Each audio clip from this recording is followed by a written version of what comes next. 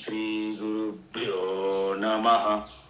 హరి ఓం. వసుదేవసుతం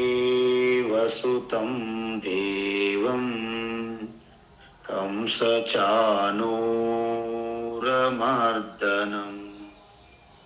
దేవకీ పరమానందం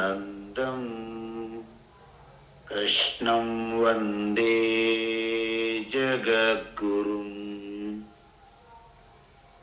తీర్త్వా మోహార్ణవం హత్వా రాగద్వేషాదిరాక్షసాన్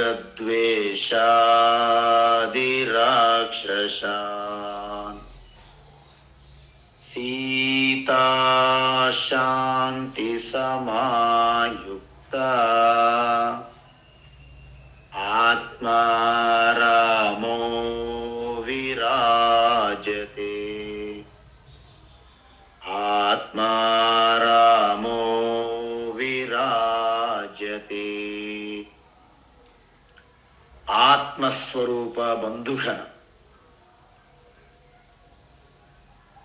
అయితే ఎప్పుడైతే భగవాన్ కర్మయోగముని సారాంశంగా మరొకసారి ఎప్పుడైతే చెప్పారో అప్పుడు అర్జునుడిలో ఇంకా పూర్తి స్పష్టత లేనట్లు అనిపిస్తుంది భగవాన్ శ్రీకృష్ణ.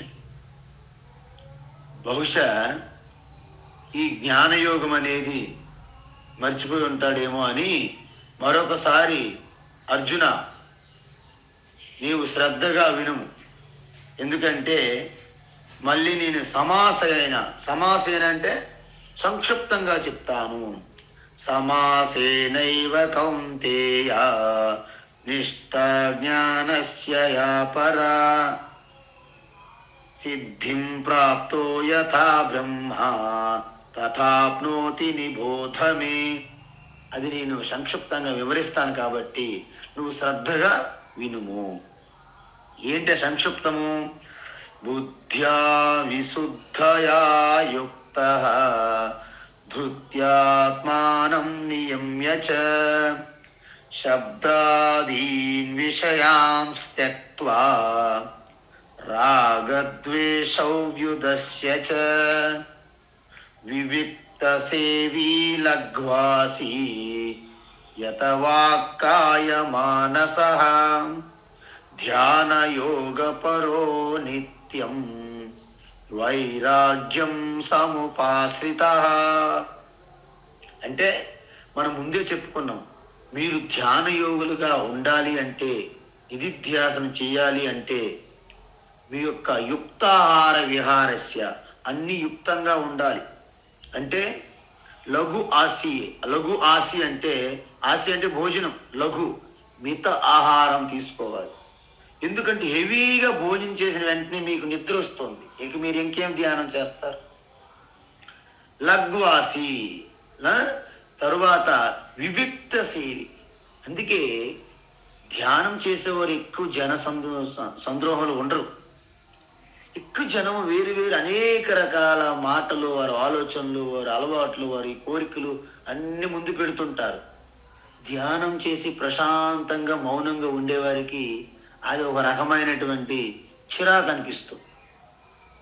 అందువలన ధ్యానం అనేది నీ యొక్క స్వరూపంలో అనుసంధానం అవ్వడం. కాబట్టి దానికి గ్రూపులుగా దావత్ చేసినట్టు, పార్టీలు చేసినట్టు ఇలా పిలుచుకోకూడదు. అందరూ వందలు వేల మంది ఒక్క దగ్గర కూర్చొని ఎనర్జీ వస్తుంది, ఎనర్జీ ఫామ్ అవుతుంది. ఇదంతా వైబ్రేషన్లు, ఎనర్జీ, ఇదంతా ఒక పైత్యం అంట స్వామి దయానంద సరస్వతి. కాబట్టి ఇలాంటి పెట్టుకోకూడదు. మీరు ఎప్పుడు కూడా ఏకాంత ప్రదేశములు, ఏకాకీయత చిత్తాత్మ నిరాశీహి అపరిగ్రహ అన్నారు 6వ అధ్యాయంలో. కాబట్టి అలాంటి ప్రదేశాన్ని ఎంచుకోవాలి. వివిక్త సేవి. అప్పుడు ఎంచుకున్న తర్వాత యత వాక్కాయ మానసః, మీ యొక్క శరీరము, ఇంద్రియములు, మనస్సు 3 కూడా ఒకే త్రాటి పైన ఉండాలి. అదేవిధంగా బుద్ధ్యా విశుద్ధయా యుక్తః అంటే సమత్వం యోగ ఉచ్యతే. అంటే సాధారణంగా మనస్సు చాలా పవర్ఫుల్. బుద్ధి మాట వినదు. బుద్ధి చెబుతోంది ఇది చాలా తప్పు, ఇది నీకు నష్టం వాటిల్తుంది. Shut up what are you talking అంటది బుద్ధికి. బుద్ధికి గర్జిస్తుంది అన్నాడు మనస్సు. అందువలన మనస్సు అనేది మన చిన్నపిల్లలు ఎలాగైతే మారాం చేస్తారో అలా చేస్తుంటుంది అనమాట. బుద్ధి మాట వినదు. అందువలన మనస్సు ఎప్పుడైతే ఒక గొప్ప ప్రయోజనము, ఒక గొప్ప లాభము అనేది మనస్సుకు మీరు ప్రజెంట్ చేయగలిగితే మనసు మీ మాట వింటుంది. లేకపోతే మనసు మిమ్మల్ని లాక్కొని పోతుంది. అలా చేస్తే ధృత్యాత్మానం నియమ్యచ, అంతే పట్టుదలతో ధైర్యంతో మనస్సుని మీ స్వాధీనంలో పెట్టుకోవాలి. ఎలా? శబ్దాదీన్ విషయాన్ త్యక్త్వా. చూడండి, అన్ని బాహ్య విషయాల మీద మీకు వ్యామోహము, మోహము, ఆకర్షణ ఉన్నంత వరకు మనసుని కంట్రోల్ చేయలేరు. అంటే బాహ్య విషయాల్లో ఉన్నటువంటి నెగిటివ్ పాయింట్స్ మీరు గుర్తు చేసుకుంటూ ఉండాలి. గులాబ్ జామ్స్, స్వీట్స్ భలే భలే భలే భలే అంటారు, కానీ దాని వెనక ఉన్నటువంటి డయాబెటీస్ మీకు గుర్తు రావాలి. ప్రతి ఒక్కటి. అందుకే భోగే రోగ భయం. చూసారా? భోగాలు అనుభవించేటప్పుడు దాని వెనక దాగు ఉన్న రోగ భయం కూడా మీకు కలగాలి, ఉంటుంది అది. అప్పుడు రాగద్వేషం విదస్యచ. అందుకే మీరు ధ్యానంలో కూర్చునేటప్పుడు మా అమ్మ, మా నాన్న, మా బాబు, మా పాప, మా అల్లుడు, మా కూతురు ఇలాంటి పెట్టుకోకూడదు. మొత్తం త్యజ, గివ్ ఇట్ అప్. ఎలా? మానసికంగా. మిమ్మల్ని అన్ని వదిలేసి ఎక్కడికి వెళ్ళిపోమని చెప్పట్లేదు భగవాన్ శ్రీకృష్ణ. మనస్సులో, త్రూ మనస్సు ద్వారా ఈ బంధాలు, అటాచ్మెంట్లు, రాగము, ద్వేషము రెండు ప్రమాదమే. రెండింటి వైపు మనసు వెళ్ళిపోతుంది. కాబట్టి వాటిని విడిచిపెట్టాలి.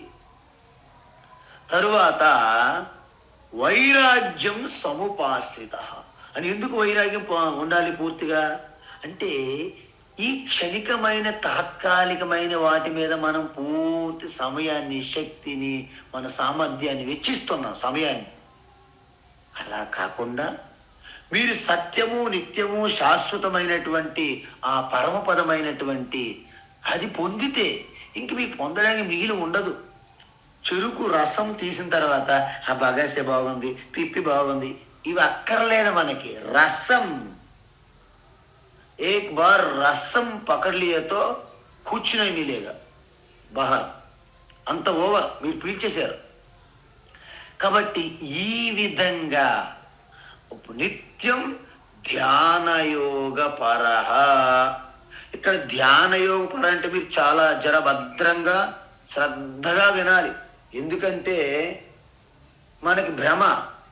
ప్రతి ఒక్కరు మెడిటేషన్ క్యాంపులు, మెడిటేషన్ అంటుండ్రా, అదేనా ధ్యాన యోగం స్వామీజీ మీరు అనొచ్చు. ఇక్కడ భగవాన్ శ్రీకృష్ణ స్పష్టత ఏం చెప్పారంటే కాదు అంటున్నారు. మరి అదేంటి?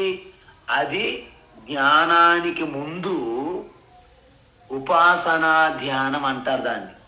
అంటే ఏదో ఒక ఊహించుకుంటూ అలా ధ్యానించడం. ఇది అలా కాదు, కాదు, ఇది సత్యం. అంటే చైతన్యమే నేను అంటే ఏ చైతన్యము?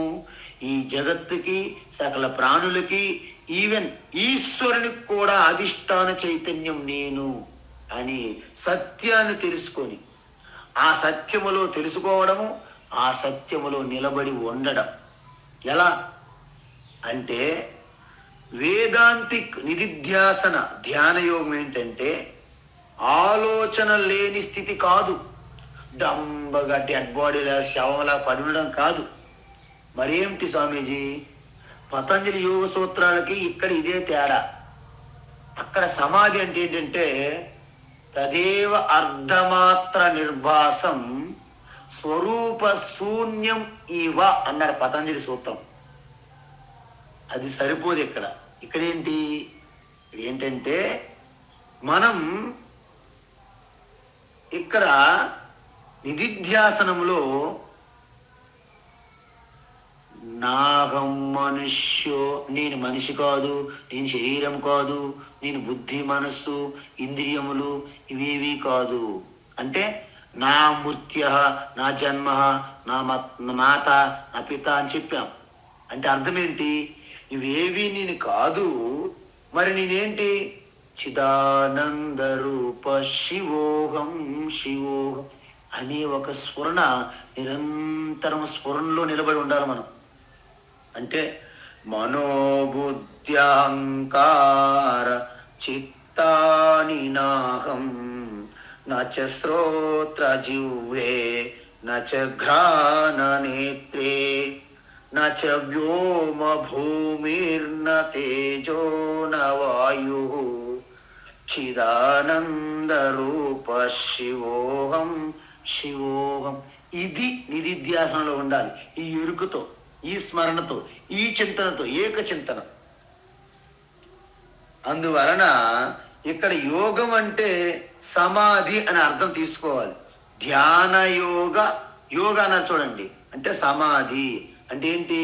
పూర్తిగా ఒకే చింతన. ఏంటి? చిదానంద రూప శివ, అంతే, ఒకే ఒకటి చింతన. అందువలన ఇక్కడ పరహ అంటే ఏంటి? పరహ అంటే ఈశ్వరత. పరహ అంటే ఈశ్వరత. అంటే ధ్యాన యోగం పదాన్ని రెండుగా విడదీసేయాలి. ఏంటి? యోగం అంటే సమాధి, అదేవిధంగా యోగం అంటే సమాధి, మరి ధ్యానం అంటే నిధిధ్యాసనము. సో నిధిధ్యాసనంతో కూడిన సమాధిగా చెప్పుకోవాలన్నమాట. దీన్ని ఎప్పుడు చేయాలి? ఉదయమా? నో, నిరంతరం, నిత్యం, అంకిత భావంతో. అంటే ఇదే నా యొక్క పరమ జీవిత లక్ష్యం, ఇదే నా జీవిత లక్ష్యం అని అలాంటి భావన పెట్టుకొని చేయాలి.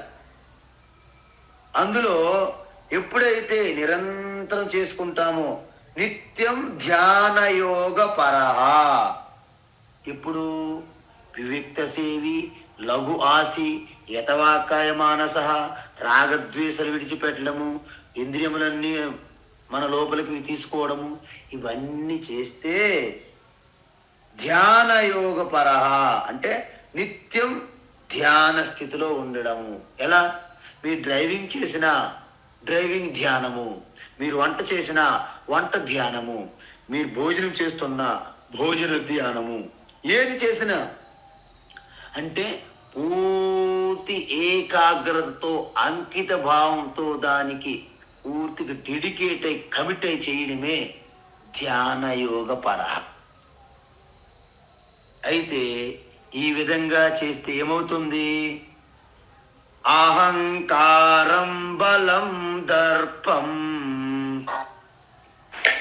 అహంకారం బలం దర్పం, అహంకారం బలం దర్పం, కామం క్రోధం పరిగ్రహం, కామం క్రోధం పరిగ్రహం, కామం క్రోధం పరిగ్రహం, విముచ్య నిర్మమ శాంతః, విముచ్య నిర్మమ శాంతః, విముచ్య నిర్మమ శాంతః, బ్రహ్మ భూయాయ కల్పతే, బ్రహ్మ భూయాయ కల్పతే, బ్రహ్మ భూయాయ కల్పతే, అహంకారం బలం దర్పం,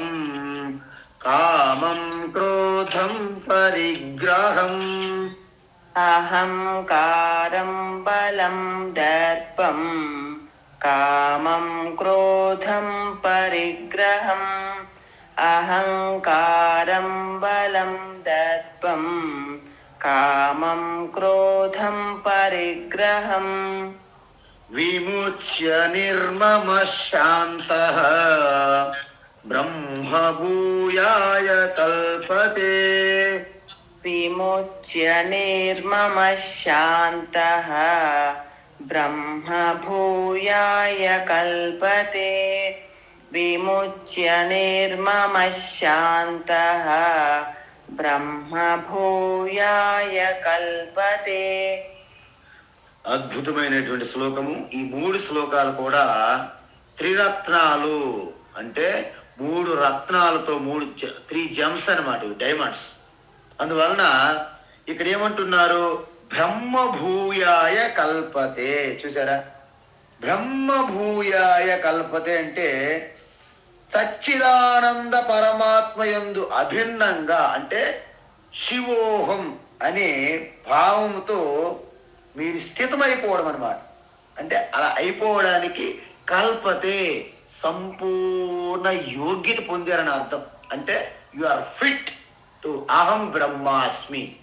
ఇదేదో మంత్రము, మహావాక్యము, గురువుపదేశం చెప్పాడు, నేను అనుకోవాలి, నేను నమ్మాలి, లేకపోతే నేను సైతాన్ని పట్టుకున్నాను, చిన్నరు నేను నరకానికి వెళ్ళి, ఇలాంటి కబుర్లు కాదు, విశ్వాసాలు కాదు, నమ్మకాలు కాదు. ఇది సత్యం. కాబట్టి ఈ సత్యం ఏంటంటే అహం బ్రహ్మాస్మి సత్యం. నేను పుట్టాను, లోకం పుట్టింది, ఇది నీ నమ్మకం. ఎందుకు? అందరు చెప్పారు కాబట్టి నమ్ముతూ పోతున్నావు అంతే. నువ్వు పుట్టావండి, ఒప్పించుకున్నాను. ఓకే, నువ్వు పుట్టావు, ఒప్పించుకున్నావు. తర్వాత నువ్వు పలాని ఊర్లో పుట్టావు, అది కూడా ఒప్పించుకోవడమే. పలాని టైంలో పుట్టావు, పలాని తిథి, రాశి, నక్షత్రము, మంచి రోజు, ఇవన్నీ చెప్తాం. వీరు మీ అమ్మా నాన్న ఒప్పించుకున్నాం, వీరు మీ తల్లిదండ్రులు ఒప్పించుకున్న తర్వాత వీరు మీ బంధువులు ఒప్పించుకున్నాం, ఇక మిత్రులు. చివరికి 3 ముడులు వేసిన తర్వాత ఈమె నీ భార్య ఒప్పించుకున్నాం అంతే. ఈయన మీ భర్త ఒప్పించుకున్నారు. మీరు గృహస్థులండి, ఒప్పించుకోండి. సంసారులు, ఓకే, బ్రహ్మాన్ని సంసారాన్ని ఒప్పించుకోండి. అన్ని ఒప్పుకోవడము నమ్మకాలే తప్ప ఇవేవి సత్యం కాదు అంటున్నారు భగవాన్ శ్రీకృష్ణ. మరి ఏమిటి సత్యం? అహం బ్రహ్మాస్మి, ఇది సత్యం. అసత్యాలని మీ అనుభవాలు చిన్నప్పటి నుండి అలాగ కొన్ని సంవత్సరముల నుండి అసత్యాలు చెప్తుంటే నమ్ముకొని వస్తూ సత్యం చెప్తుంటే ఎవరూ నమ్మట్లేదు. మీ అందరికీ తెలుసు, ఒక చిలిపి బాలుడు ఒక మేకలు కాస్తుంటాడు. ఆ దూరములో వాళ్ళ చిన్నాయన ఉంటాడు, వ్యవసాయం పని చేస్తుంటాడు. ఆయన అంటాడు, నాన్న, నీకేమైనా ప్రమాదం అనిపించినా, ఏదైనా ఎవరైనా ఏమైనా జంతువులు వచ్చినా నాకు ఒకసారి కేక వెయ్యు, నువ్వు చిన్నోడు కాబట్టి నేను వెంటనే వస్తానంటాడు.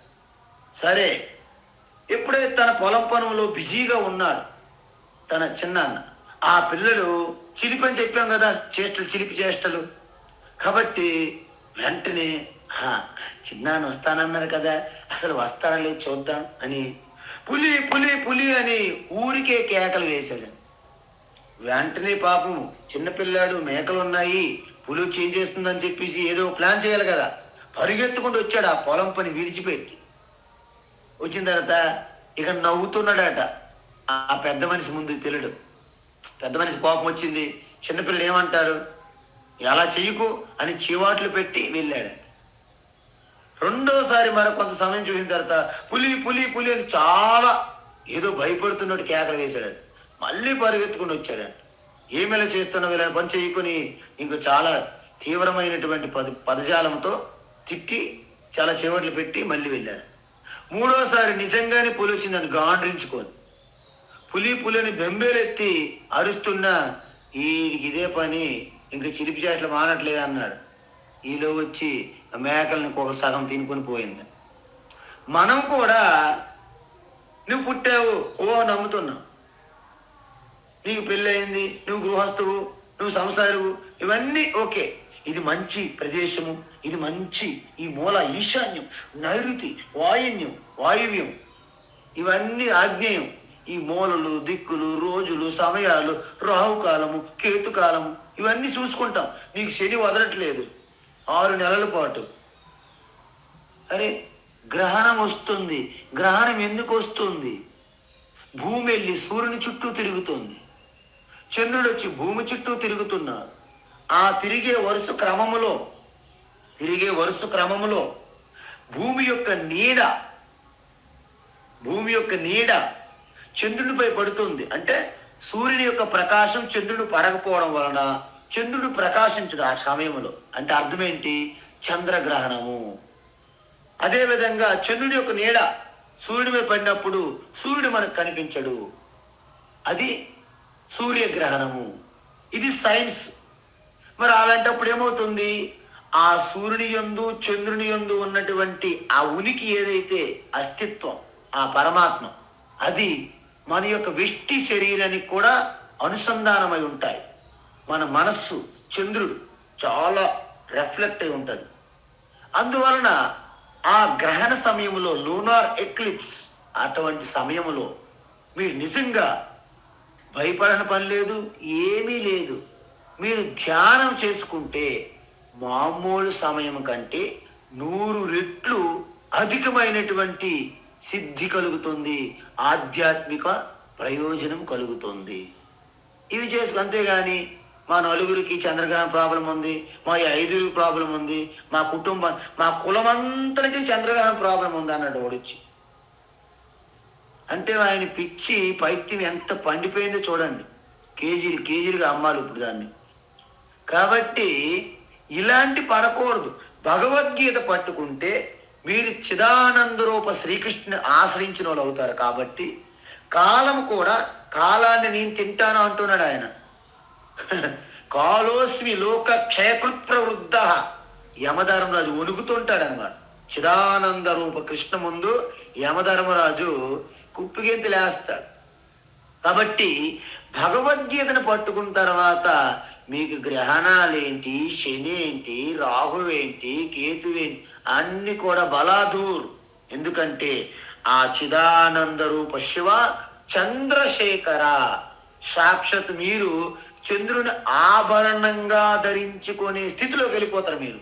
అప్పుడేమవుతుంది, చంద్రశేఖరమాశ్రయే మమ కింకరేష్యతి వయ్యమః.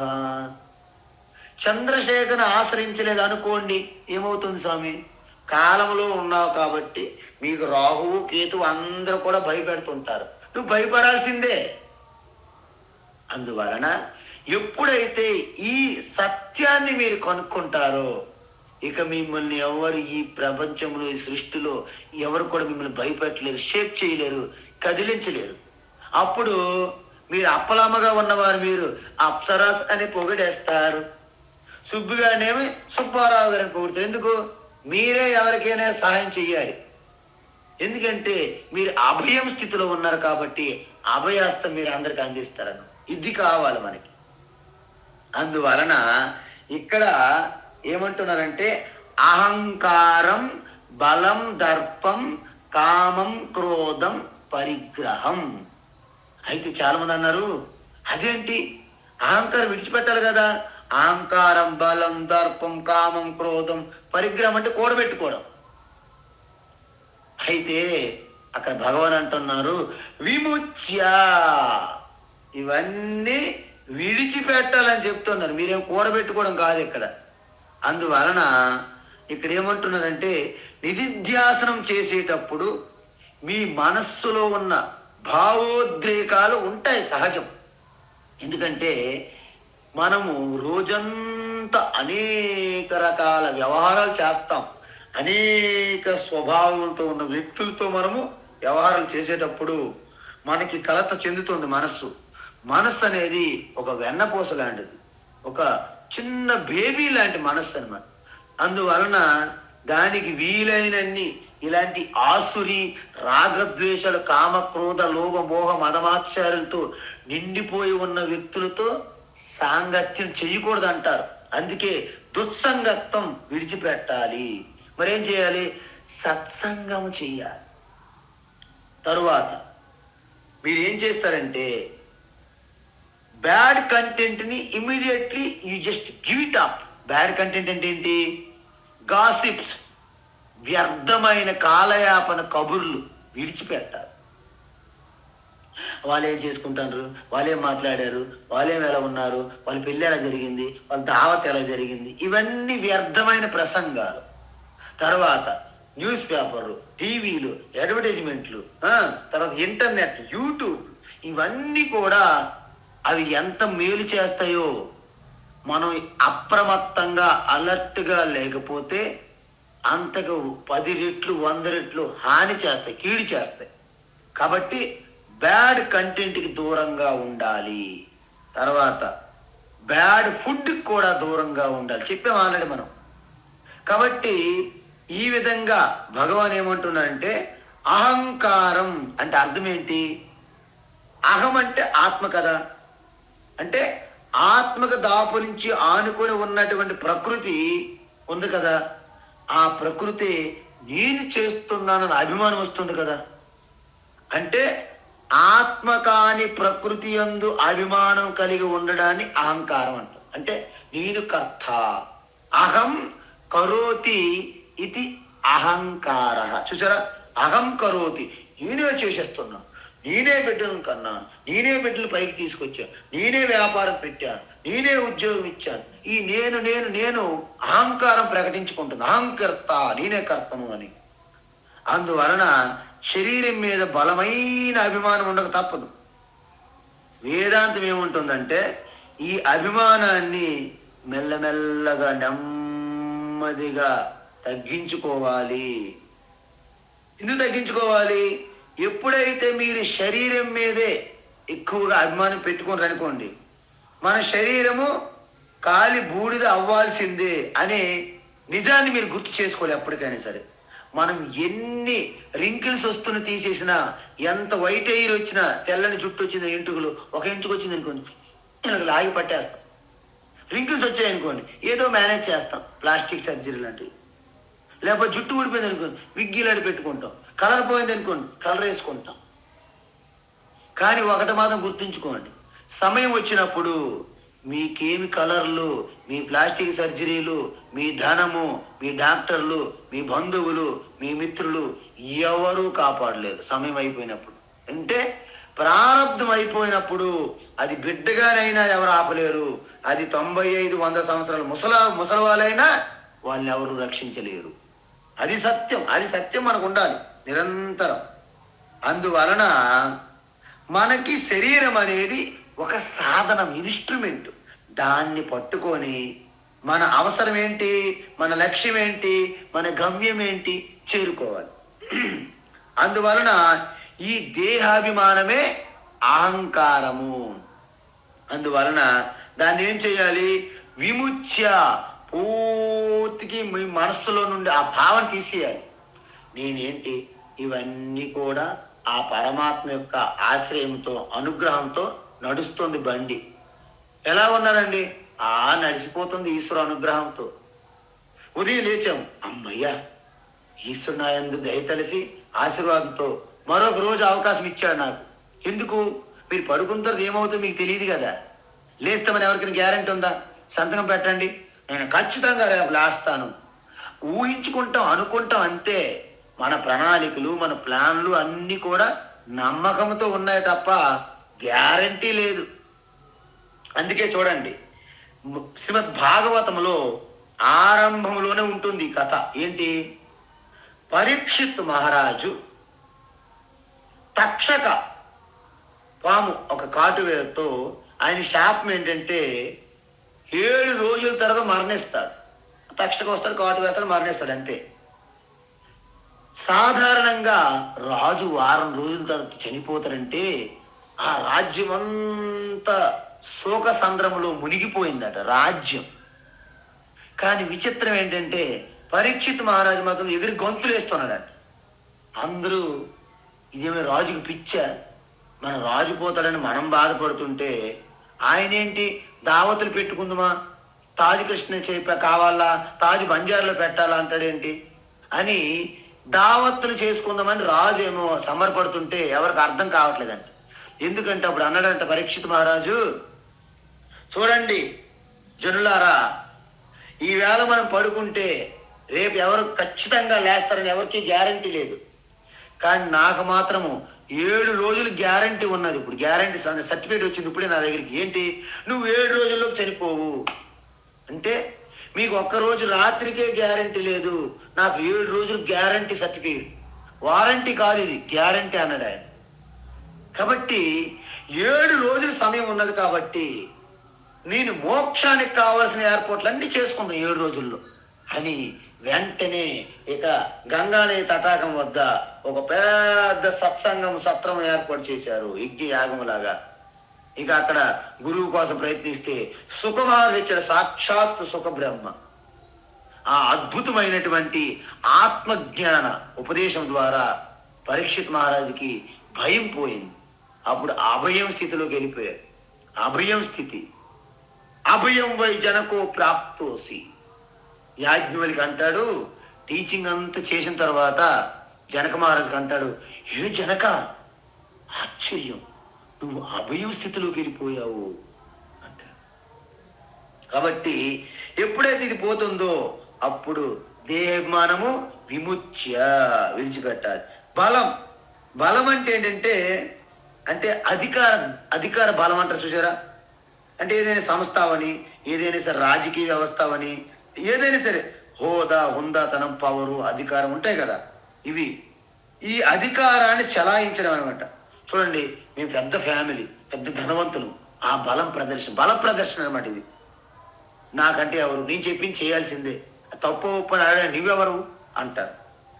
ఒకవేళ తప్పు అని చెప్పినా అది ఒకసారి ఆలోచిద్దామని అనరు. నువ్వు చెప్పడానికి నువ్వెవరు అండి, నువ్వు ఎవరైతే నీకేంటండి, తప్ప ఒప్ప అనేది ఒకసారి చూసుకో. కానీ ఈ బలం ఎలాంటిదంటే ఈ గమండ్ అంటారు చూడండి, గమండ్. ఈ గమండ్ అనేది చాలా ప్రమాదం. అది ఎలా వస్తుంది అంటే పదవిని, అధికారాన్ని అడ్డు పెట్టుకొని తద్వారా శక్తిని ప్రదర్శించడం. తన యొక్క కుటుంబం గొప్ప కుటుంబం, నా పిల్లలు, నా తల్లి చూసి, నా నాన్న చూసి, మా తాతలు, ఇవన్నీ అంటే వారి యొక్క వృద్ధిని, వారి యొక్క ఉన్నత స్థానాన్ని అన్ని వాడేసుకుంటారు అనమాట. అందువలన ఈ బలం అనేది మిమ్మల్ని ఒక బందీ చేస్తుంది అనమాట. ఎందుకు? ఆ బలంతో మనం ఏంటంటే ప్రతిదానికి ఎక్స్పెక్టేషన్ వచ్చేస్తుంది అనమాట. ఎక్కడికి వెళ్ళినా నన్ను గుర్తించాలి, నన్ను రికగ్నైజ్ చేయాలి, నన్ను గౌరవించాలి, నన్ను మర్యాదతో రిసీవ్ చేసుకోవాలి, స్వాగతం పలకాలి, ఇవన్నీ ఊహలు వస్తాయి అనమాట ఈ బలం ప్రదర్శన, అధికారం, దాహంతో. అప్పుడు మీరు పూర్తిగా దూరం వెళ్ళిపోతారు ఆత్మతత్వం నుండి, పరమాత్మ నుండి. దర్పం అంటే పొగరు. ఎంత పొగరంటే నేనే సర్వజ్ఞు సర్వశక్తిమాన్ అనే ఒక పొగరనమాట. అంటే కనీసము మన సనాతన ధర్మం 2 విధములుగా ఉంటుంది. ఈ పరమాత్మ తత్వాన్ని పొందడానికి వ్యావహారికంగా మీరు చాలా క్రమశిక్షణతో ఉండాలి. దానికి వర్ణాశ్రమ ధర్మం అని పెట్టారు. వర్ణాశ్రమ ధర్మములో మీకున్న స్వభావ ప్రకారంగా చూసుకుంటే శూద్ర వర్ణం నుండి, అంటే శూద్ర వర్ణం నుండి బ్రాహ్మణ వర్ణంకి మీరు వృద్ధి చెందుతూ ఉండాలి ప్రతిరోజు.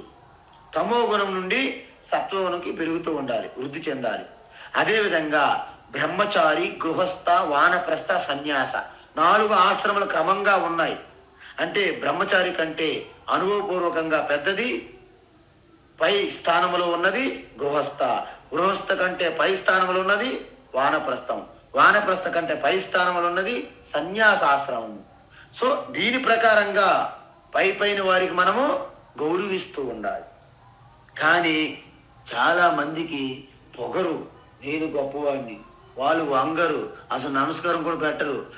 అవసరమైతే ఒక్కొక్కసారి మహాత్ములు, సన్యాసులు వాళ్ళకి నమస్కారం పెట్టాలా అని ఎదురు చూస్తుంటారనమాట. అంటే నేను మంత్రిని కదా, మంత్రిని, నేను ఎమ్మెల్యేని, కార్పొరేట్ని, వార్డు మెంబర్ కూడా ఎక్స్పెక్ట్ చేస్తాడు, వీళ్ళ నమస్కారం పెడుతున్నారా లేదా. నిజానికి ఎవరికైనా సరే నమస్కారం పెట్టడం వలన పెట్టించుకునే వ్యక్తికి ఎటువంటి ప్రయోజనం ఉండదు అంటే శాస్త్రం చెప్తోంది. మరి ఎవరికి ప్రయోజనము? పెట్టేవారికే ప్రయోజనం నిజంగా. ఎందుకు? తన యొక్క ఈ పొగరు, ఈ దర్పము, ఈ అహంకారం ఇవన్నీ అణిగిపోతాయి. సో దర్పం అంటే నాకు ఇంకా తిరుగు లేదు అనే విషయం ఏదైతే ఉందో, నేను ధనవంతుణ్ణి, నేను బలవంతుణ్ణి, ఇవన్నీ కలిపి దర్పానికి మూల కారణం.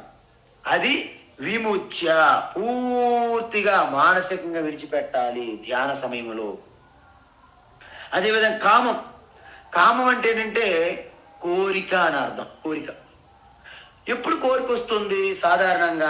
సాధారణంగా మనస్సు భ్రమలో పడి నేను ఏదైనా నాకు శాంతి కావాలనుకోండి, శాంతి బయట ఉన్నది, వ్యక్తుల్లో ఉన్నది, వస్తువుల్లో ఉన్నది, నీ అధికారంలో ఉన్నది, నువ్వు కారు కొంటే ఉన్నది, నువ్వు మంచి ఇల్లు కడితే ఉన్నది, నువ్వు మంచి పెళ్లి చేసుకుంటూ ఉన్నది, పెళ్లి చేసుకున్న వాళ్ళు నువ్వు విడాకులు తీసుకుంటే ఉన్నది అని భ్రమపడుతుంది మనస్సు.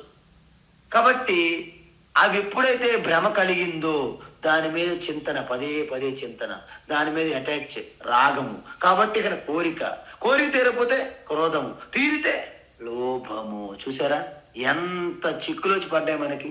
కాబట్టి లౌకిక విషయాల మీద అంటే ఆత్మ అనంత ఆనందము, అనంతమైన శాంతి, సంపూర్ణ భద్రత స్వరూపమైనటువంటి ఆత్మను విడిచిపెట్టి లౌకిక విషయాల మీద పడడం. చూడండి మన సీతమ్మ తల్లి ఆత్మారామ ఆనందరమణ, అది అద్భుతమైన ఆత్మారామని మర్చిపోయి deer deer deer deer deer deer deer డీరో డీరు డీరు వైపు పడ్డది అమ్మగారు. ఏమైంది? ఒక్కసారి అవుట్, వెళ్ళిపోయింది ఆ డీరుతో పాటు. ఎక్కడికి?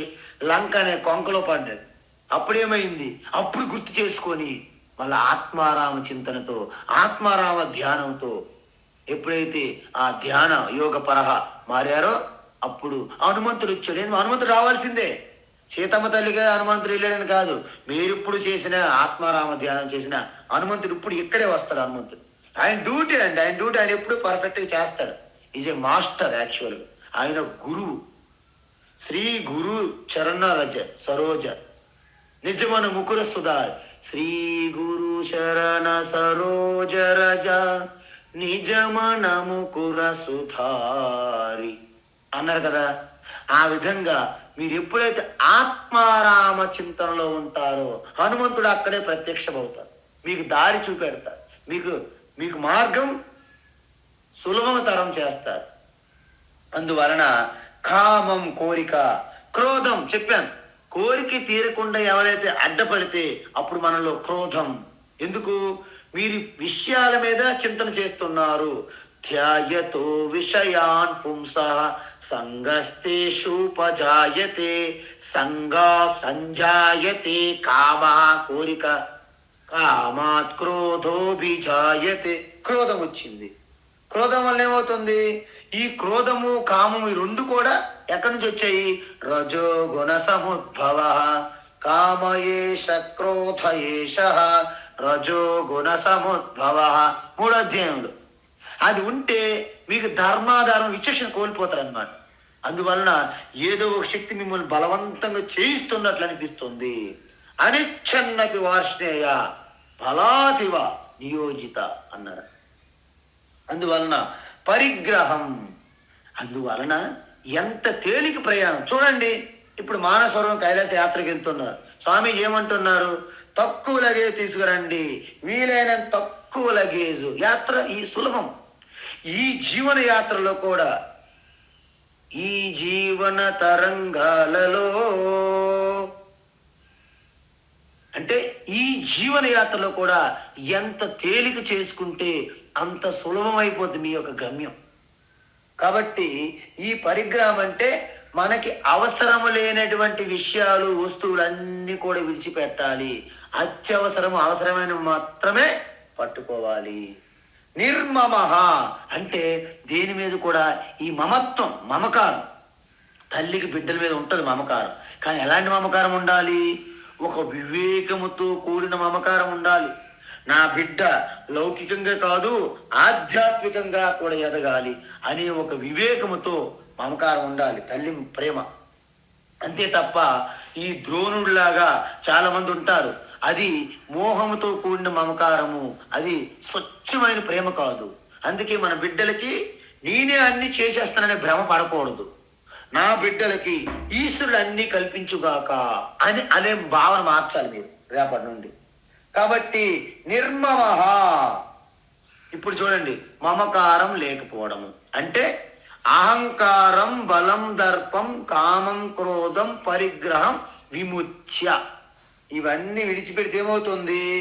అప్పుడు మీలో మమకారం, అహంకారం, మమకారం రెండు పోతాయి.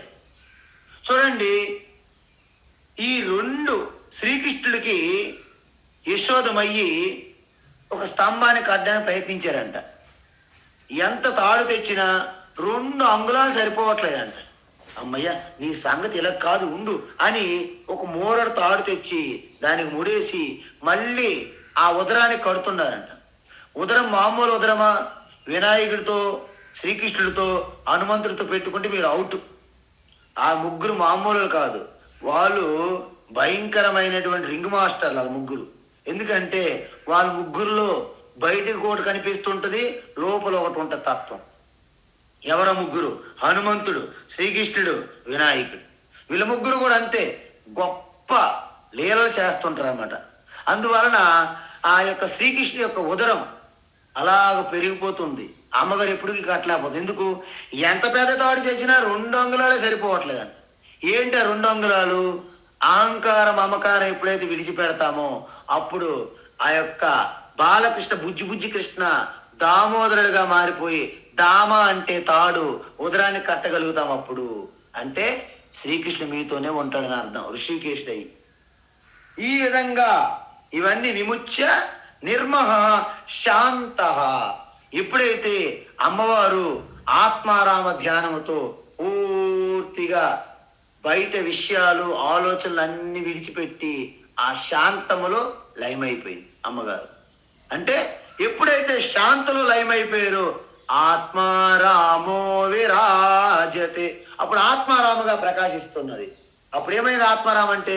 అప్పటికే రాగద్వేషాలుగా ఉన్న కుంభకర్ణాది మొత్తము అసుర సైన్యాన్ని నాశనం చేసి ఆత్మారాముగా విరాజిల్లుతున్నారు అమ్మవారు. ఇక్కడ కూడా ఎప్పుడైతే ఈ విధంగా అహంకార మమకారాలు మొత్తం పోయాయో శాంత స్వరూపం, శాంతం శివం అద్వైతం బ్రహ్మభూయాయ కల్పతే, మీరు బ్రహ్మ స్వరూపమైపోయారు, దానికి యోగ్యులైపోయారు. ఇక్కడితో ఈ 3 శ్లోకాలు ఆనిముత్యాలు పూర్తయింది. ఇప్పుడు ఈ బ్రహ్మ అంటే మీకేం చెప్పాను? శుద్ధ చైతన్యంకి బ్రహ్మ అంటారు. ఎందుకంటారు? అద్దులు లేవు, అవధులు లేవు, అనంతంగా వ్యాపించి ఉన్నటువంటి ఆ చైతన్యమునే బ్రహ్మ అంటారు. ఇంతకీ చైతన్యం అంటే ఏంటి స్వామి? మళ్ళీ మీరు అడగండి, చెప్పిందే చెబుతున్నాను నేను కూడా. నాకు కూడా అలవాటు అయిపోయింది చెప్పడం. ఏంటంటే చైతన్యం అంటే మన శరీరంలో ఒక భాగం కాదు, శరీరం యొక్క ఎటువంటి గుణము లక్షణం కాదు, శరీరం నుండి పుట్టింది కూడా కాదు. చైతన్యం అనేది స్వతంత్రం, స్వేచ్ఛతో కూడిన స్వతంత్రం. అందువలన శరీరం అంతటా లోపల బయట వ్యాపించి ఉంటుంది. తద్వారా శరీరం కూడా తెలియబడుతున్నది దానివలనే. అందువలన ఈ చైతన్యం అనేది శరీరం యొక్క పరిమితులకు పరిమితం అవడం లేదు. ఈ శరీరం చూడండి, మనం కూర్చుంటే కుర్చీయే పూర్తిగా నిండదు. మనం ఎక్కడైనా ప్రపంచమంతా సృష్టి అంతా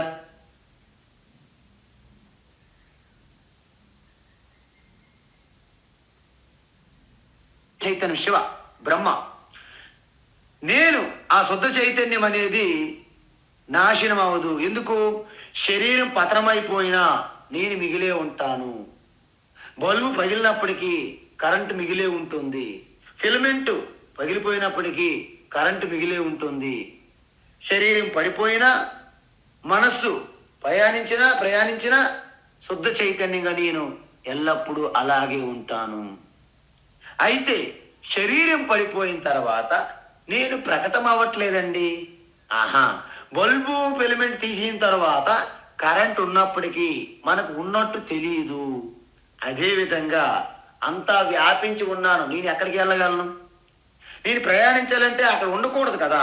ఇప్పుడు నేను ఇక్కడ ఉన్నాను మలకపేటలో నేను ఉన్నాను కాబట్టి కోటిలో లేను, కోటి వెళ్ళగలుగుతాను. కోటిలో కూడా నేనే ఉన్నాను, ఇంకెక్కడికి వెళ్తాను? అంటే సర్వవ్యాపి స్వరూపం కాబట్టి ఎటువంటి ప్రయోజనాలు చేయలేము. కాబట్టి అంత మాత్రాన నేను లేను అని అర్థం కాదు అని చెప్తాను.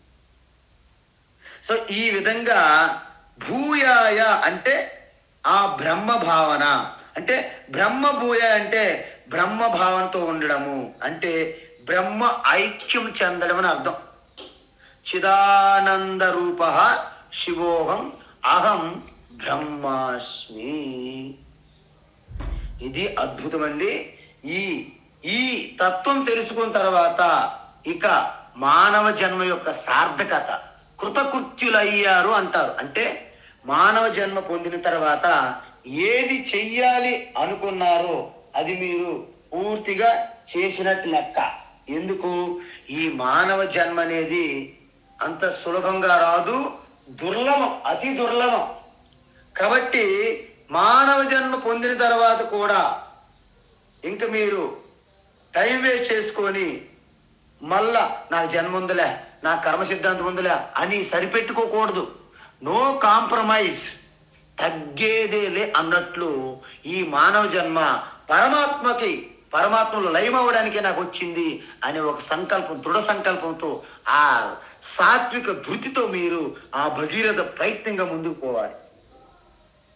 అయితే ఇప్పుడు భగవాన్ ఏమంటున్నారంటే, నిధిధ్యాసన రోజు లేదు, వీలైనన్ని సార్లు ఎంతసేపు చేయాలి, ఎప్పుడు చేయాలి అని ఎవరు అడిగారు అనుకోండి, ఏమంటారు? ఒకరు వెళ్ళారంటే శంకరాచార్య దగ్గరికి, స్వామి నేను ఈ ధ్యానము నిధిధ్యాస శ్రవణ మన నిధిధ్యాసము ఎంతకాలం చెయ్యాలి? 6 నెలల, 1 సంవత్సరమా అని అడిగారంట. ఆయన అన్నారు, ఆసుప్తే ఆమృతే నయేత్ కాలం వేదాంత చింతనం అన్నారంట. అంటే ఉదయం లేచినప్పటి నుంచి ఒక పని చేయ్యా, ఉదయం లేచినప్పటి నుండి పడుకున్నంత వరకు అదే చింతన చెయ్యి. అది ఎన్ని రోజులు స్వామి? మళ్ళీ శరీరం పడిపోయినంత వరకు. శరీరము పంచభూతాల్లో కలిసిపోతుంది కదండి, అప్పుడు వరకు చేయి చాలు, మరి అంతకంటే ఎక్కువ చేయక్కర్లే అన్నాడు. చాలా బాగా చెప్పారండి, ఇంకా అంతకంటే ఎక్కువ నాకేం తెలుసు అన్నాడట ఆయన. కాబట్టి ఇప్పుడు 6 నెలలు, సంవత్సరంలో వేదాంత కోర్సులు ఇవన్నీ మీకు ఒక మార్గం చూపెడితే తప్ప, 3 సంవత్సరాలు వేదాంత కోర్సు చేశాను కాబట్టి అహం బ్రహ్మాస్మి అంటే పని అయిపోదు. లేకపోతే సంవత్సరం పాటు 18 అధ్యాయాలు భగవద్గీతని విన్నాను కాబట్టి అహం బ్రహ్మాస్మి అంటే కుదరదు. నిరంతరం అదే చింతనలో మీరు ఉండగలగాలి. ఆ నిష్ఠ, దాన్నే బ్రహ్మనిష్ఠ, ఆత్మనిష్ఠ అంటారు. అంటే స్వాభావికం. చూడండి, మీకు వంట అనేది మీ స్వాభావికం అయిపోయింది, ఇన్ని సంవత్సరాలు చేసి దాంట్లో నిష్ఠ. అదే డ్రైవింగ్, మీ ఆఫీస్ వర్క్, ఇంటి వర్క్, మీరు దాంతో క్రమశిక్షణతో, ప్రీతితో, ప్రేమతో చేయడం వలన దీర్ఘకాలం పాటు చేస్తే నిష్ఠ వస్తుంది మనకి. ఇది కూడా అలా రావాలి స్వాభావికంగా. అయితే ఆ నిష్ఠలో మీరు ఎలా ఉంటారు? ఇప్పుడు చెప్తున్నారు భగవాన్, బ్రహ్మభూత ప్రసన్నాత్మా, బ్రహ్మభూత ప్రసన్నాత్మా, బ్రహ్మభూత ప్రసన్నాత్మా, న శోచతి న కాంక్షతి, న శోచతి న కాంక్షతి, న శోచతి న కాంక్షతి, సమః సర్వేషు భూతేషు, సమః సర్వేషు భూతేషు, సమః సర్వేషు భూతేషు, మద్భక్తిం లభతే పరాం, మద్భక్తిం లభతే పరాం, మద్భక్తిం లభతే పరాం, బ్రహ్మభూత ప్రసన్నాత్మా న శోచతి న కాంక్షతి, బ్రహ్మభూత ప్రసన్నాత్మా న శోచతి న కాంక్షతి, బ్రహ్మభూత ప్రసన్నాత్మా న శోచతి న కాంక్షతి, సమః సర్వేషు భూతేషు మద్భక్తిం లభతే పరాం, సమః సర్వేషు భూతేషు మద్భక్తిం లభతే పరాం, సమః సర్వేషు భూతేషు మద్భక్తిం లభతే పరాం. ఇప్పుడు అద్భుతమైన శ్లోకం ఇది. ఏమంటున్నారు భగవాన్ అంటే, ఈ విధంగా నిరంతరము మీరు శ్రవణం ద్వారా గ్రహించినటువంటి ఆ జ్ఞానము సంశయములు లేకుండా మరణము ద్వారా అదే తత్వాన్ని మీరు జీర్ణించుకోవాలి. ఎందుకంటే ఎంత గొప్ప ఆహారం తిన్నామా అనేది గొప్ప కాదు, దాన్ని జీర్ణించుకోకపోతే అది మీకు ఫుడ్ పాయిజన్గా మారి మీకు ప్రమాదం అవుతుంది. అదేవిధంగా మీరు ఉపనిషత్తులు చదివాము, అధ్యయనం చేశాము, మన భగవద్గీత అధ్యయనం చేశాము, దానివల్ల ప్రయోజనం లేదు. దాన్ని మీరు ఎంతవరకు జీర్ణించుకున్నారా దాని మీద ప్రయోజనం ఉంటుంది ఆధారపడి. కాబట్టి దానికి ఏం చేయాలి? జీర్ణించుకోవడానికి మీకు ఏంటి అవసరం అంటే నిధిధ్యాసం నిరంతరం చేయాలి. అందుకే ధ్యాన యోగ పరో నిత్యం. వేదాంత బోధన జీర్ణించుకుంటే దాన్ని జ్ఞాన నిష్ఠ అంటారు. అందువలన దానికి గుణాతీత అన్న, జీవన్ముక్తులన్న, స్థిత ప్రజ్ఞ అన్న, ఆత్మనిష్ట అన్న, బ్రహ్మనిష్ట అన్న ఇవన్నీ సమానమే, పర్యాయ పదాలు, సినానిమ్స్ అన్నమాట ఇవన్నీ. అంటే అప్రయత్నంగా ప్రతి సమయంలో ప్రతి క్షణంలో కూడా ఏదైనా జరిగింది అనుకున్నా, మీరు ఊహించిన సంఘటన జరిగితే మీరు షాక్ అవుతాం. వాట్, ఒక్కసారి భగవద్గీత జ్ఞానం వచ్చింది బ్యాక్గ్రౌండ్లో, సో వాట్, ఏమిటి జ్ఞానాన్ని గుర్తు చేసుకోవాలి మీ స్వరూపాన్ని. అయితే ఏమిటి, అయితే నాకేంటి, ఆ స్థితిలోకి రావాలి. అప్పుడు మీలో భగవద్గీత పనిచేస్తుంది అని అర్థం. మీకు తెలిసిపోతుంది నాలో భగవద్గీత పనిచేస్తుందా లేదా అనేది మీరే చెప్పాలి. అందువలన ఇక్కడ భగవాన్ ఏమంటున్నారంటే జీవన్ముక్తి పొందారో లేదో ఎలా తెలుస్తుంది? ఎందుకని ఇది ఒక పెద్ద ప్రశ్న. దానికి జవాబు భగవాన్ ఏమంటున్నారంటే ప్రసన్నాత్మ. జీవన్ముక్తి పొందారని తెలిసే ఒక గుర్తు ఏంటంటే మనస్సు ప్రశాంతంగా ఉంటుందంట. అంటే ఎంత ప్రశాంతంగా ఉంటుందంటే సముద్ర గర్భంలో ఎలాగైతే నిర్మానుష్యమైన నిశ్శబ్దం తాండవించి ఉంటుందో ఆ విధంగా అత్యంత గంభీరమైనటువంటి లోతుగా ప్రశాంతంగా ఉంటుంది మనస్సు. ఇది ఒక మొట్టమొదటి గుర్తు అనమాట. ఇక్కడ చూడండి, ప్రసన్నాత్మ అన్నారు ఆయన. నా శోచతి, ఈ జీవనముక్తి పొందినటువంటి ఈ గుణాతీత ఆత్మనిష్ట బ్రహ్మనిష్ట స్థితప్రజ్ఞులు వాళ్ళ మనస్సు తేలిగ్గా కలత చెందకుండా, దేనికి బాధపడకుండా, ఏమీ లేకుండా, లోటు లేకుండా, ఎటువంటి సంఘటన కూడాను అంటే మనస్సు రాయిలాగా మారిపోతుంది. ఎటువంటి షాకులు ఇచ్చినా వాళ్ళు చెల్లించరు. ఎందుకంటే లోపల ఆల్రెడీ షాక్ అబ్జార్బర్స్ బాగా పెట్టుకున్నారు లోపల మనసుకి. అందువలన అన్ని పరిస్థితులకు కూడా వాళ్ళు సిద్ధంగా ఉంటారు ఎదుర్కోవడానికి. నాకే ఎందుకు వచ్చింది, దేవుడు నాకే ఎందుకు ఇలా పెట్టాడు, నాకే ఎందుకు ఇలా అయ్యింది అని అనుకోరంట వాళ్ళు. అందువలన ప్రతి దాన్ని కూడా చిరునవ్వుతో మౌనంతో స్వీకరిస్తారు. ఏదైనా అనుకోని పరిస్థితి ఎదురైతే చెప్పాను కదా ఇప్పుడేని, వాట్ ఏమిటి, అయితే ఏమిటి, సో వాట్ అనే స్థితికి వస్తారు. దీన్ని నా శోచతి అంటే దేనికి శోకించరు, బాధపడరు. అదేవిధంగా మనకి భగవద్గీత ప్రారంభంలో చెప్పారు ఎలా. ఈ పండితులు ఎంత ఎవరు, ఈ మామూలు పండితులు కాదండి. ఓ పండిత్ జీ ఆవో అంటారు, అది కాదు. ఇక్కడ పండిత్ అంటే ఆత్మనిష్ట, బ్రహ్మనిష్ట, జ్ఞాననిష్ట. అశోచానన్వశోచస్త్వం ప్రజ్ఞావాదాంశ్చ భాషసే గతాసో నగతాసోచ నానుశోచంతి పండితా. మొదట్లోనే చెప్పారు. అది ఎందుకు అయింది అలా, ఆ స్థితి ఎందుకు వచ్చింది? ప్రజహాతి యదా కామాన్ సర్వాన్ పార్థ మనోగతాన్ ఆత్మన్యేవాత్మనా తుష్టః.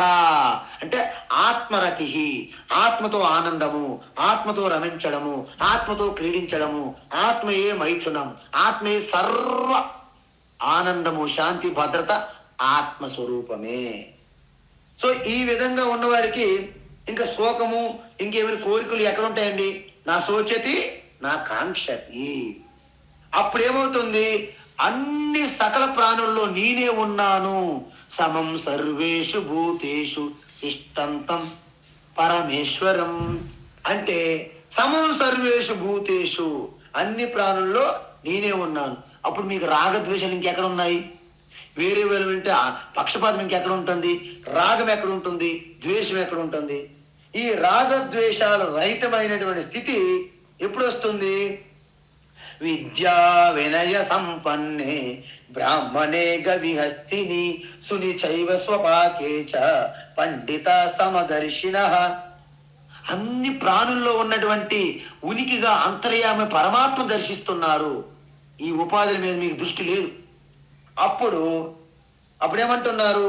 సమ దుఃఖ సుఖ స్వస్థ సమలోష్టాస్మ కాంచన. అంటే మీకు అవమానము, మీకు సన్మానాలు, మిత్రులు శత్రువులు, లాభము నష్టము, శీతము ఉష్ణము, సుఖము దుఃఖము, అన్నిట్లో సమత్వ బుద్ధి. అలాంటి వ్యక్తి, నిజమైనటువంటి యోగి ఆత్మనిష్ఠులు ఎలా ఉంటారంటే మట్టి రాయి బంగారం యందు కూడా అస్తిత్వంగా ఉనికిగా ఉన్న సచ్చిదానందని చూస్తారు తప్ప బంగారము రాయి మట్టి అని చూడ భ్రమ ఉండదంట. ఇలా ఉండేటప్పుడు వారికి ఇంకేముంటదండి? అలాంటి వాళ్ళు ఏం పొందుతారు? మద్భక్తిం. చూడండి, భక్తులు కూడా 4 రకాల భక్తులు అని చెప్పాం. ఏంటి? ఆతో జిజ్ఞాసరార్థాతి జ్ఞాని చ భరతర్షభ అన్నాం. కానీ వీళ్ళు ఉత్తమ భక్తి జ్ఞాని భక్తులు అవుతారంట. ఎలాంటి జ్ఞాని భక్తులు? పరాం మద్భక్తి లభతే. అంటే ఆ పరమ భక్తులు ఎవరు? ఏంటంటే ఇక్కడ చెప్పారు 12వ అధ్యాయం. ఏంటి?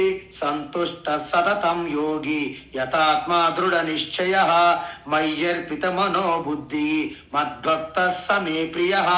ఇది పరమ భక్తులు అవ్వడం అనమాట. వాళ్ళు ఏమవుతారు? యస్మన్నో ద్విజతే లోక లోకన్నే ద్విజతే చయ హర్ష అమర్ష భయ ఉద్వేగం ముక్త హాస్యాత్. అన్నిటి నుండి బయటపడిపోయి ఆ యొక్క పరమభక్తి అయినటువంటి పరాభక్తులుగా మారుతారు. ఈ విధంగా అప్పుడు ఇక జ్ఞాని భక్తులు ఇద్దరు కాదు, ఒక్కటే.